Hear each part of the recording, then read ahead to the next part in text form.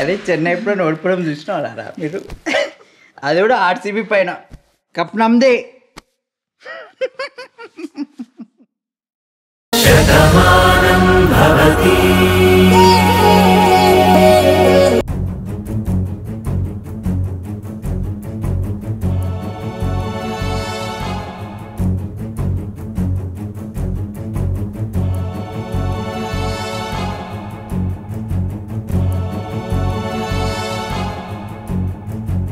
ఏంటి ఊర్మిళ, అసలేం జరిగిందే చెప్పు. చెప్పాను కదమ్మమ్మా, అన్నయ్య వచ్చాకే మాట్లాడతాను అని. వాసుకు ఫోన్ చేశాను ఊర్మిళ, వాడు వస్తున్నాడు. వస్తున్నారు కదా, వచ్చిన తర్వాత అందరూ ఒకేసారి వినండి. అది కాదమ్మా, అసలు ఎందుకు ఇలాగా? అసలిప్పుడు ఏం జరిగిందని ఇంత కోపంగా ఉంది? ఏంట్రా, ఏమైంది? తెలీదురా, నువ్వు వచ్చాకే మాట్లాడతాను అంది నీ చెల్లెలు. ఏమైంది చెల్లెమా? భాను నన్ను వెళ్ళిపోమని చెప్పిన సంగతి నీకు చెప్పేసిందా? నువ్వింట్లో నుంచి వెళ్ళిపోవడం ఏంటి, అది చెప్పడం ఏంటి? పేనుకి పెత్తనం ఇస్తే తలంతా గొరిగిందంట, అలా ఉంది దీని వ్యవహారం. అయినా ఇలాంటి మాటలన్నీ అదెప్పుడు నేర్చుకుంది? అమ్మా, నా కూతుర్ని ఏమీ అనకండమ్మా. తనేమీ తప్పుగా అనలేదు. ఆడపిల్ల అత్తవారింట్లోనే ఉండాలి, పుట్టింటి వాళ్ళు చుట్టపుచూపుగానే వెళ్ళాలి అని సామెతగానే చెప్పింది. అందులో నాకు తప్పేమీ అనిపించలేదమ్మా. మీ కూతురు సాంప్రదాయాన్ని బాగా పాటిస్తుందన్నయ్య. ప్రతిదీ కూడా చాలా పద్ధతిగా ఉండాలని అనుకుంటుంది కదా? అవును, నీకలా అనిపించలేదమ్మా? భాను మనందరికీ ఒకలా కనిపిస్తుంది, కాని భానుమతి మనసులో మరొకటుంది. కాదు అని నా కళ్ళల్లోకి సూటిగా చూసి చెప్పమని చెప్పండి.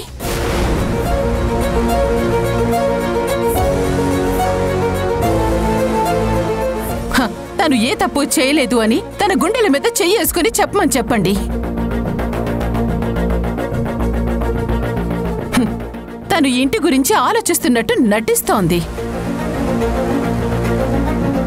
ఈ ఇంట్లో వాళ్ళు తన ప్రాణం అన్నట్టు ఇదిగో అందరికీ చూపిస్తోంది. కాని తన మనసులో ఇంకో పగ రగులుతోందన్నయ్యా. ఎన్నాళ్ళు నా కోడలు దేవత అని చెప్పి నేను అనుకున్నాను, కాని తను ఏంటి అనేది నాకు ఈ రోజే తెలిసింది.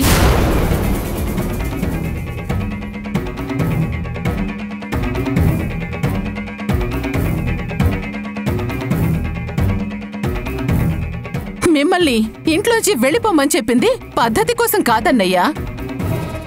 దాని వెనక కూడా తన ఉద్దేశం వేరే ఒకటుంది.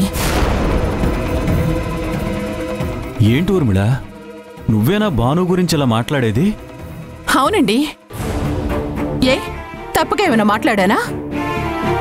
అదేంటే, అత్తలా కాదు అమ్మలా చూసుకుంటానని చెప్పావు కదా, మరి ఇప్పుడేంటి ఇలా మాట్లాడుతున్నావు? నేను అమ్మగానే చూసుకుందాం అనుకున్నానమ్మమ్మ, కాని తను మాత్రం ఒక కూతురులాగో కోడల్లాగో లేదు, ఒక శత్రువులాగా చూస్తుంది.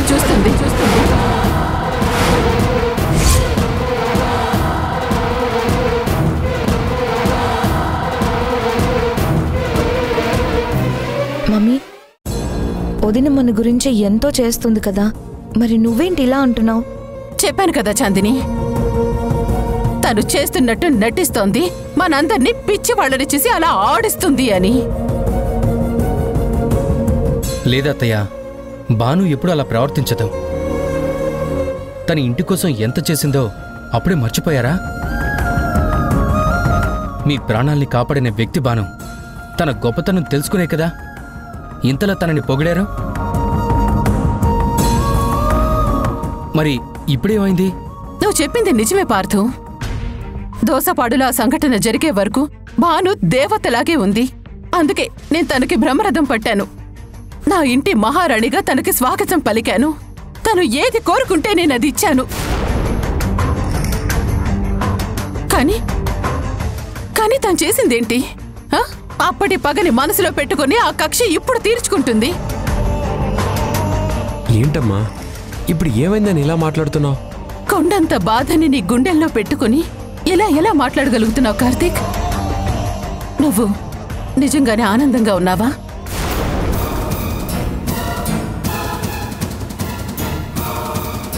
భానుతో సుఖంగానే ఉన్నావా?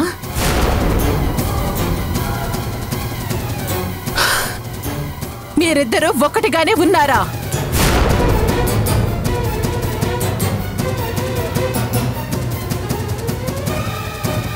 ఏంటంటీ వాళ్ళిద్దరూ హ్యాపీగా ఉన్నారు కదా, మరి మీరేంటి ఇలా మాట్లాడుతున్నారు? నాకేమీ పిచ్చికి మాట్లాడడం లేదు నీలిమా. భాను చేసినటువంటి పిచ్చి పనులు తెలిసి మాట్లాడుతున్నాను. లేదు మేడం, భానుని మీరు చాలా తప్పుగా అనుకుంటున్నారు. తనెప్పుడు మీ గురించి ఆలోచిస్తుంది. నా స్నేహితురాల గురించి నాకు తెలీదా? ఇంటికి దూరం అయినప్పుడు అది ఎంత బాధపడిందో దగ్గరుండి చూసిందాన్ని నేను. మళ్ళీ మీరందరూ కలిశారని, మీరు తనని ప్రేమగా చూసుకోవాలని ఎన్నో కలలు కంది. ఇప్పుడు అది నిజమయ్యేసరికి భాను తప్పుగా ఎందుకు అనుకుంటుంది?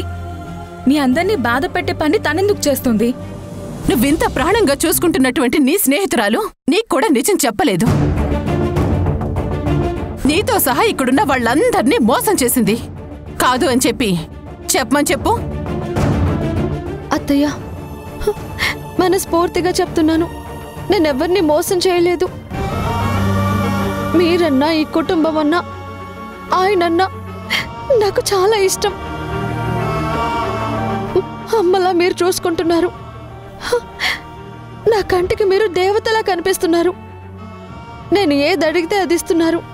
నా మీద ఇంత ప్రేమ కురిపిస్తున్నారు అని నాలో నేను ఎంతో మురిసిపోయాను. ఇక ఆయన నన్ను అర్థం చేసుకున్న విధానం, నా గురించి ఆలోచించే తీరు, అవన్నీ చూస్తుంటే ఈ ప్రపంచంలో నా అంత అదృష్టవంతురాలు లేదు అనుకున్నాను. కానీ ఏం చేయను అత్తయ్య, కొన్ని కారణాల వల్ల నేను దోషిగా నిలబడుతున్నాను.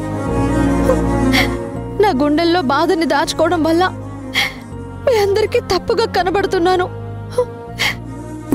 అసలేంటి భాను నీ బాధ? మేమందరూ నీకు సపోర్ట్గా ఉన్నామన్న విషయం నీకు తెలుసు. మరి మాతో చెప్పుకోలేని విషయాలు ఏముంటాయి నీకు?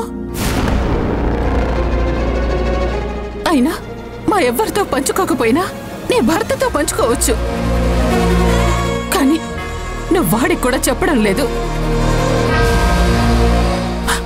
అవునులే, వాడితో జీవితాన్ని పంచుకోలేనటువంటి నువ్వు నీ మనసులో ఉన్నటువంటి బాధను ఎలా పంచుకుంటావు? మూడు ముళ్ళు పడితే ఇద్దరు ఒక్కటిగా జీవిస్తారు అని చెప్పి అర్థం. కానీ ఇద్దరు ఒక్కటైతేనే కదా జీవితం ఫలిస్తుంది అని అర్థం. కానీ నీ జీవితం ఫలించిందా? అరే, తాళి గురించి నువ్వు గుళ్ళో మాట్లాడినటువంటి మాటల్ని చూసి నా కోడలు దేవతంతా గొప్పది అని అనుకున్నాను. కానీ మెళ్ళ ఉన్న తాళికిచ్చిన విలువ తాళి కట్టిన వాడికి నువ్వు ఇవ్వలేదు.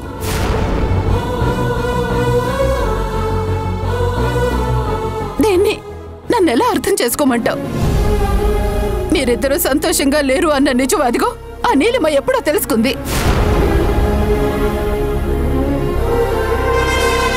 అయినా సరే నేను వాడిని అడిగితే, అయ్యో లేదు, మేము ఆనందంగా ఉన్నామమ్మా, నిజం అని చెప్పాడు.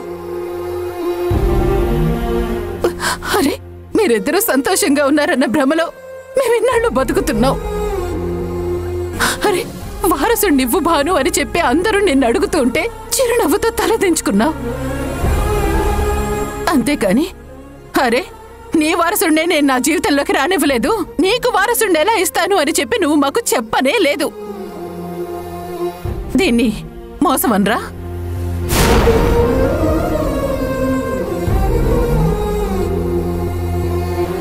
నువ్వు నీ మనసులో పెంచుకున్నటువంటి పగ కాదా?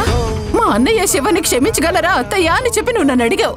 అరే, నా కడుపులో చిచ్చు పెట్టిన వాడిని క్షమించమని అడిగితే, అబ్బా నా కోడలు ఎంతో మంచిదని చెప్పేసి నేను అనుకున్నాను. మరి అంత గొప్ప మనసు నా కుటుంబం విషయంలో ఏమైంది భాను? అన్నయ్యని ఎంతగానో ఇష్టపడేటువంటి నువ్వు తనని మా అందరికీ దూరం చేయాలన్నటువంటి ఆలోచన నీకెందుకు వచ్చింది భాను? చివరికి నువ్వే ప్రాణంగా బ్రతుకుతున్నటువంటి కార్తీక్ని అసలు నిన్ను ముట్టుకొనివ్వకుండా చేసేంత పాపం ఏం చేశాడు?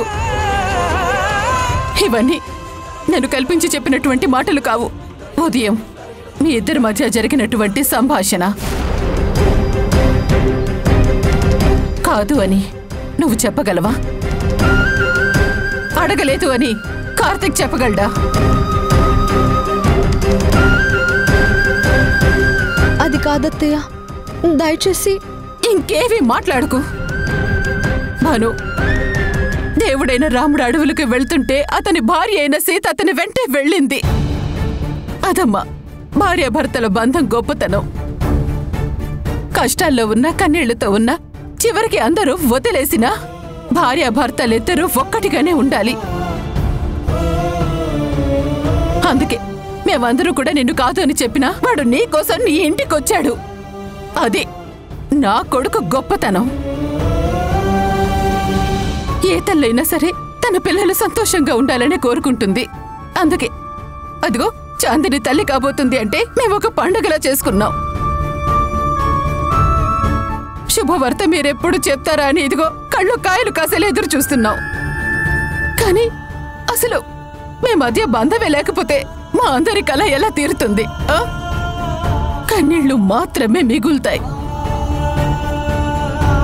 ఈ నిజం నాకు తెలిసిన తర్వాత అసలు నా తలగుండె బద్దలైపోతుంది భాను.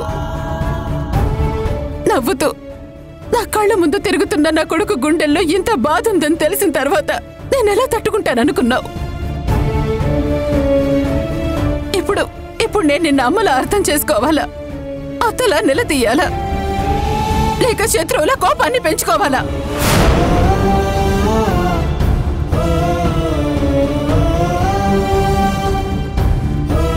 వీటన్నిటికీ సమాధానం చెప్పు. నీ మౌనమే చెప్తోంది నువ్వు తప్పు చేశావు అని.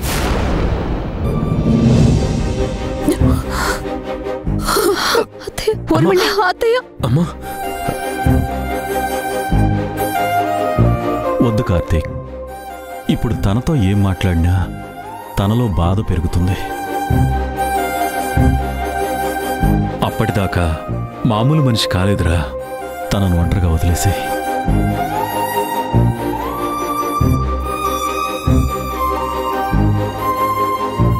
ఏమిటి తల్లి, నేను విన్నదంతా నిజమా?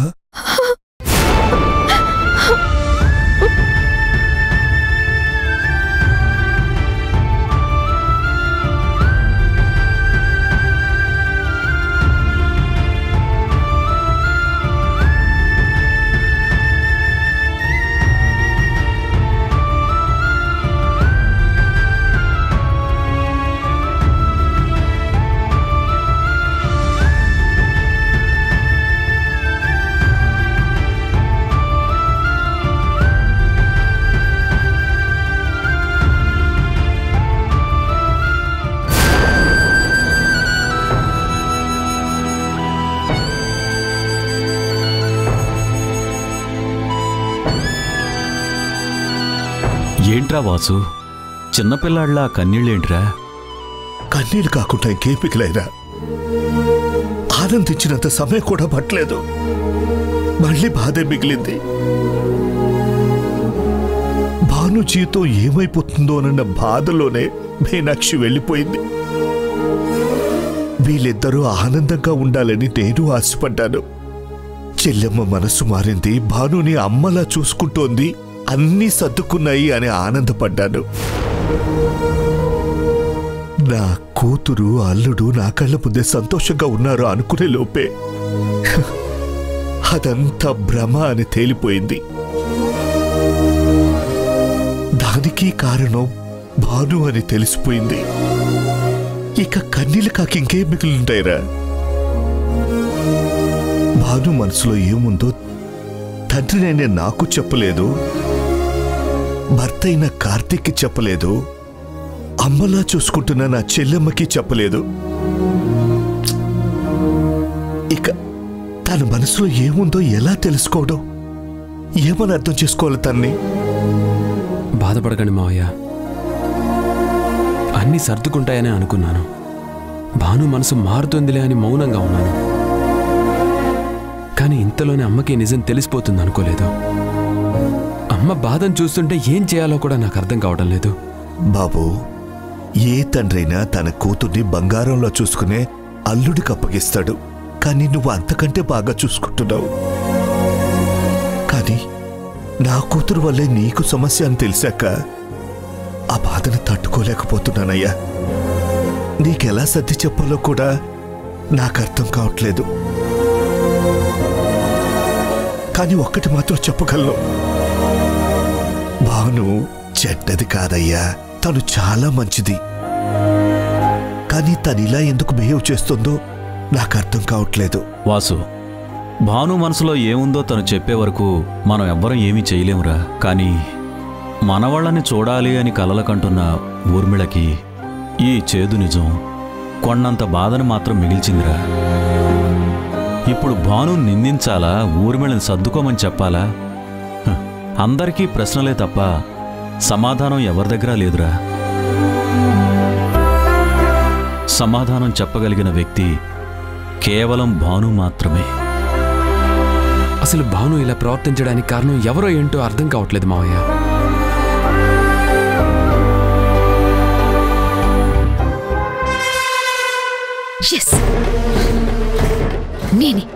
నేననుకున్నది సాధించాను. భానుని ఏడిపించాను. ఆంటీ దగ్గర నిజం చెప్తానని భానుని ఎంతలా భయపెట్టినా ఏదో రకంగా తప్పించుకుంటూ వచ్చింది. తనతో నేను చేయించిన ప్రతి తప్పుని తెలివిగా సమర్థించుకుంది. ఇప్పుడు అడ్డంగా ఆంటీ దగ్గర బుక్ అయిపోయింది. భాను, ఇక నీ కళ్ళల్లో నీళ్లు ఇంకిపోయేదాకా ఏడు. ఈ మంటల్లో నేను ఆచ్యం పోస్తూనే ఉంటా.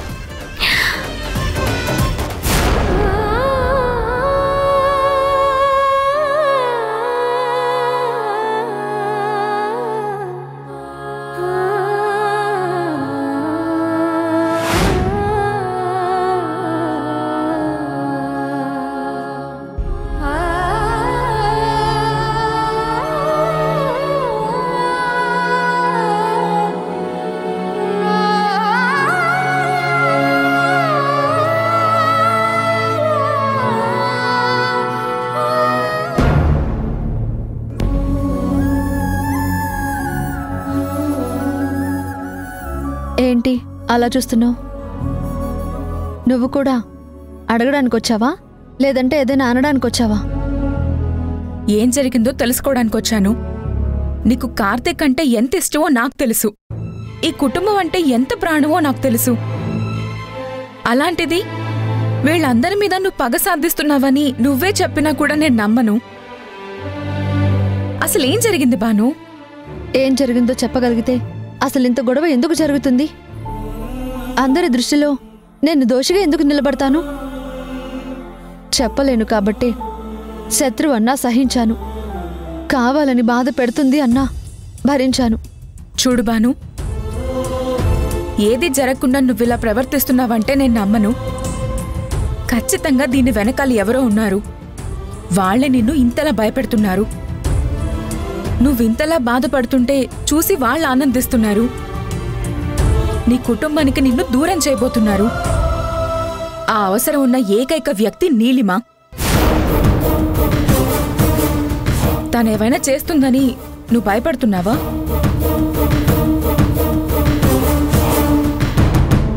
నువ్వేదేదో ఆలోచించకు. నువ్వు అనుకున్నట్టు ఇక్కడేం జరగలేదు. అదే నిజమైతే మీ ఇద్దరూ ఒకటిగా ఎందుకు అవ్వలేదు? కార్తీక్ సార్ని నీ జీవితంలోకి ఎందుకు ఆహ్వానించలేదు? ఈ మోడు బ్రతుకు నువ్వెందుకు బ్రతుకుతున్నావు? అన్ని ప్రశ్నలకి సమాధానం చెప్పే రోజు ఒకటి వస్తుంది. ఆ రోజు నా తప్పు లేదని అందరితో పాటు నీకు తెలుస్తుంది. అంతవరకు నా సమాధానం మౌనమే తప్ప ఇంకోట్లేదు. అది కాదు భాను, ఈ మౌనమే నీ జీవితాన్ని సమస్యగా చేస్తుంది. నువ్వు ఎన్ని కన్నీళ్లు పెట్టుకున్నా ఈ విషయంలో ఎవరూ చూసి కరగరు. మరీ ముఖ్యంగా మీ అత్తయ్య పిల్లల్ని బాధ పెడితే అస్సలు భరించరు. నా స్నేహితురాలికి అలాంటి పరిస్థితి రావడం నేను తట్టుకోలేను. అదే నా పరిస్థితి. నన్ను అభిమానించే వాళ్ళకి, నా చుట్టూ ఉన్న వాళ్ళకి నా బాధని పంచుకోలేని పరిస్థితుల్లో నేనున్నాను. ఏం జరుగుతుందో కాలమే నిర్ణయిస్తుంది. అంతవరకు నాకు ఈ కన్నీళ్ళే ఓదార్పునిస్తాయి. నేను వంట చేయాలి, నన్నేం అడక్కు.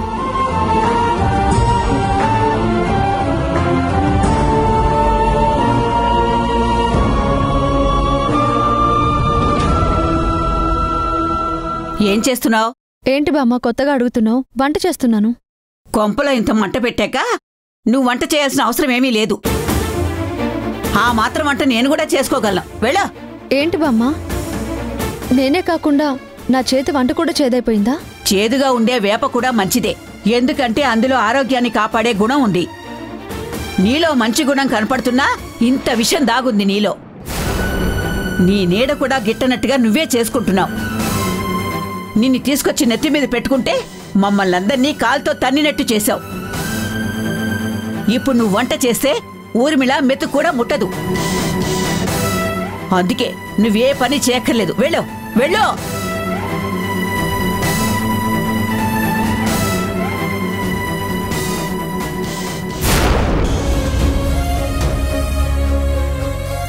చూసారండి బామ్మ ఏమంటుందో? నేను వంట చేస్తే ఎవరూ తినరంట, నన్ను పనే చేయొద్దు అంటుంది. మీరైనా చెప్పండి. చెప్పడానికి ఏం లేదు బాను, బామ్మ చెప్పింది నిజం. ఆ పని వాళ్ళు చేసుకుంటారు. ఆ పనే చేయొద్దంటారా? ఏ పని చేయొద్దంటాను. అంటే ఏంటండి, నన్ను వెలేస్తున్నారా? చూడు బాను, అనవసరమైన విషయాల గురించి ఎక్కువగా ఆలోచించుకో. ఇలాంటి ఆలోచనలు నీకు ఎక్కువయ్యే పరిస్థితులు ఇంతవరకు వచ్చాయి. అందుకే నువ్వు ప్రశాంతంగా ఉండు, అప్పుడైనా పరిస్థితులు సర్దుకుంటాయేమో చూద్దాం.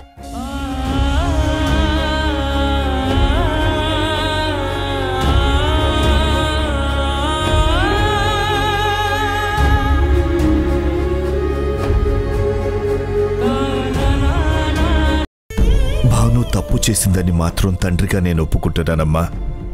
అందుకే నా కూతురు తరఫున ఒక్క మాట అడుగుతాను. నీ కూతుర్ని క్షమించాలా? అవును తల్లి. ఈ విషయంలో నేను చెప్పేదేమీ లేదన్నయ్య. నిర్ణయం తీసుకోవాల్సింది కార్తీక్. నువ్వే నిర్ణయం తీసుకుంటావో చెప్పు. ఎందుకంటే బాధపడింది నువ్వు, గుండెల్లో దాచుకుని ఇప్పటికీ ఆ బరువు మోస్తుంది నువ్వు.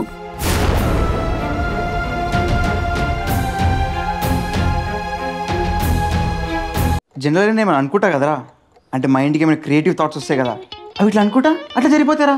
అది అలా జరిగిపోతుంది అంతే కాదురా, అది అయ్యేంత వరకు నువ్వు జనాల్ని కాబట్టి జరుగుతుంది.